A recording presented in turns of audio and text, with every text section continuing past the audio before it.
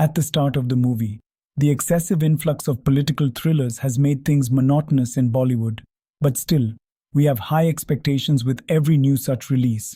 Article 370 is the most latest movie to be a part of this bandwagon. Running for over 2.5 hours, the film professionally reunites Yami Gautam and Aditya Dhar.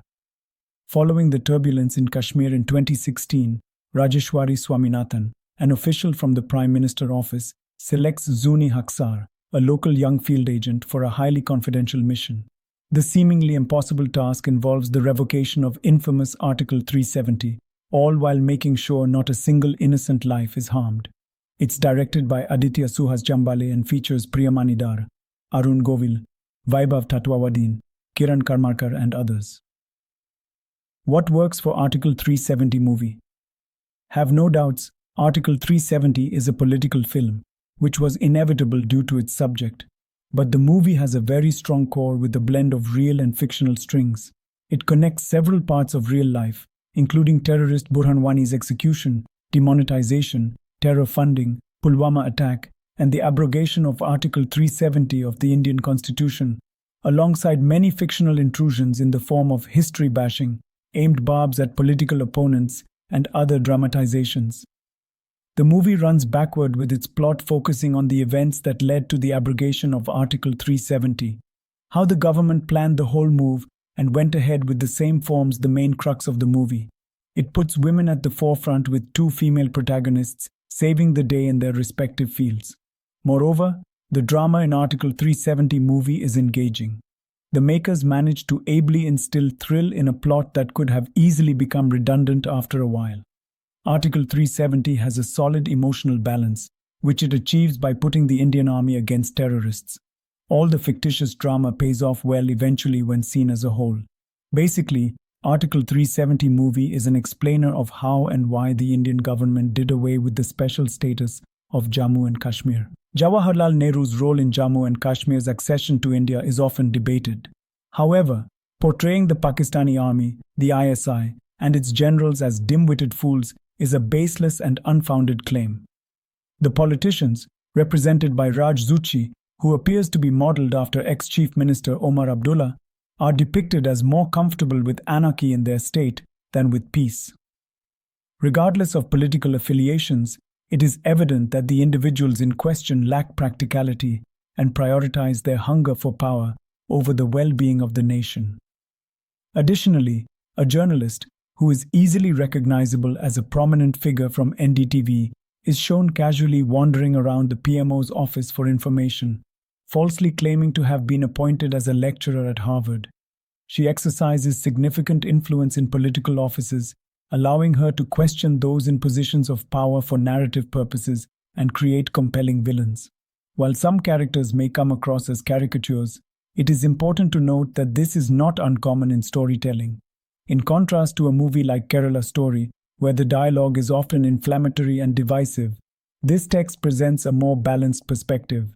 The tight screenplay and supporting cast are major factors that contribute to the engaging nature of Article 370 as a thriller. The screenplay remains focused on the main plot without deviating into random subplots, resulting in a progressively linear story that builds up to the execution of the abrogation of Article 370 on August 5, 2019. Divided into chapters, each segment of the screenplay makes a significant contribution to the overall story.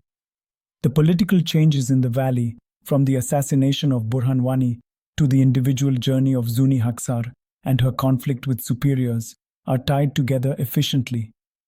The imposition of governor's rule, the NIA's handling of the angry mob, the separatists' clear intentions, the sentiment of the common Kashmiri, and the active participation of the PMO on several moving elements are all presented with confidence. As a viewer, there is no sense of lethargy that creeps in. Priyamani as Rajeshwari Swaminathan in the office of the PMO, and Vaibhav Tatwawadi as a CRPF soldier who shares a close bond with Zuni, deliver formidable performances. Arun Govil as the Prime Minister and Kiran Karmarkar as the Home Minister are treated with the most mass appeal in this film, resulting in several moments of hooting and cheering in my theatre. The CRPF Jawans executed a brilliantly choreographed ambush in the house where militants may be protected.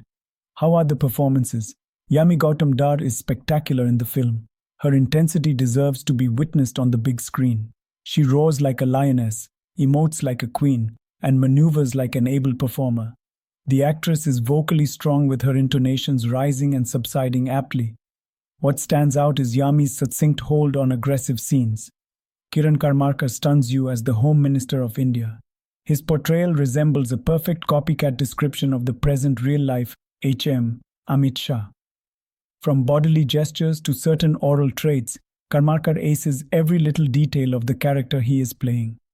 Arun Govil does a good job as well as the Prime Minister of India. On the other hand, Priyamani shines in a quiet and structured role. She carries a lot of dignity around herself that works as a subtle, alluring factor for the audience. The second half of the film confidently delves into its political themes, exploring the specific clauses of Article 370 and its evolution since 1952. This provides an educational and interesting experience for the viewer, as the movie goes beyond being just an action thriller of the NIA curtailing conflict in the valley.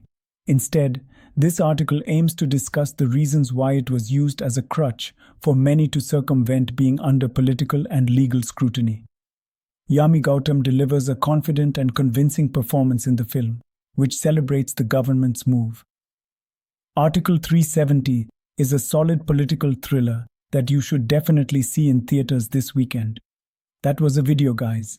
Please share your thoughts on Article 370 in the comments below. Don't forget to like and subscribe.